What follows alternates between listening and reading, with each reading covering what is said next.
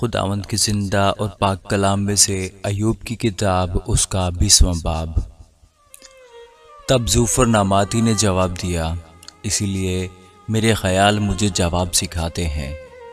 اس جلد بازی کی وجہ سے جو مجھ میں ہے، میں نے وہ جھڑکی سن لی جو مجھے شرمندہ کرتی ہے، اور میری عقل کی روح مجھے جواب دیتی ہے۔ کیا تو قدیم زمانے کی یہ بات نہیں جانتا، جب سے انسان زمین پر بسایا گیا، کہ شریروں کی فتح چند روزہ ہے اور بے دینوں کی خوشی دم بھر کی ہے؟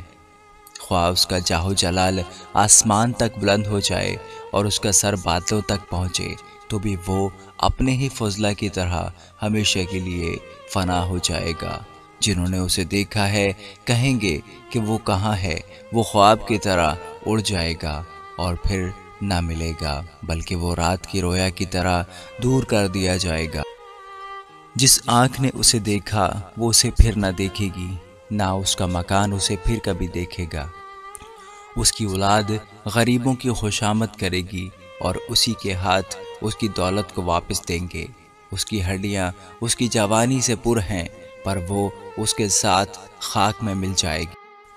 خواہ شرارت اس کو میٹھی لگے، خواہ وہ اسے اپنی زبان کے نیچے چھپائے، خواہ وہ اسے بچا رکھے اور نہ چھوڑے، بلکہ اسے اپنے منہ کے اندر دبا رکھے، تو بھی اس کا کھانا اس کی انتڑیوں میں بدل گیا ہے۔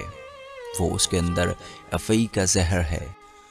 وہ دولت کو نگل گیا ہے، پر وہ اسے پھر اگلے گا۔ خدا اس کے پیٹ سے باہر نکال دے گا۔ وہ افعی کا زہر چوسے گا، افعی کی زبان اسے مار ڈالے گی۔ وہ دریاؤں کو دیکھنے نہ پائے گا، یعنی شہد اور مکھن کی بہتی ندیوں کو۔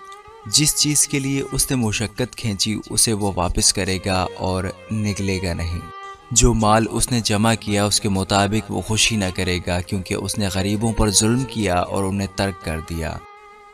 اس نے زبردستی گھر چھینا، پر وہ اسے بنانے نہ پائے گا، اسی سبب سے کہ وہ اپنے باطن میں آسودگی سے واقف نہ ہوا۔ وہ اپنی دل پسند چیزوں میں سے کچھ نہیں بچائے گا۔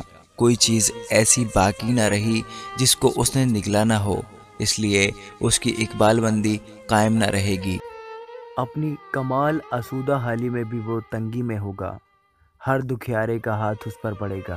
جب وہ اپنا پیٹ بھرنے پر ہوگا تو خدا اپنا قہر شدید اس پر نازل کرے گا، پر جب وہ کھاتا ہوگا تب یہ اس پر برسے گا۔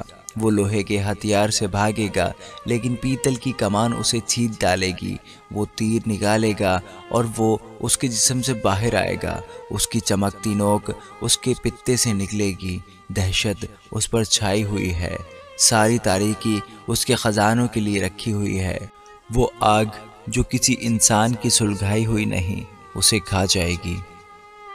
وہ اسے جو اس کے ڈیرے میں بچا ہوا ہوگا بھسم کر دے گی۔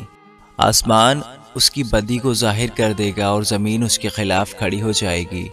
اس کے گھر کی بڑھتی جائے گی۔ خدا کے غضب کے دن اس کا مال جاتا رہے گا۔ خدا کی طرف سے شریر آدمی کا حصہ اور اس کے لیے خدا کی مقرر کی ہوئی میراث یہی ہے۔ آمین۔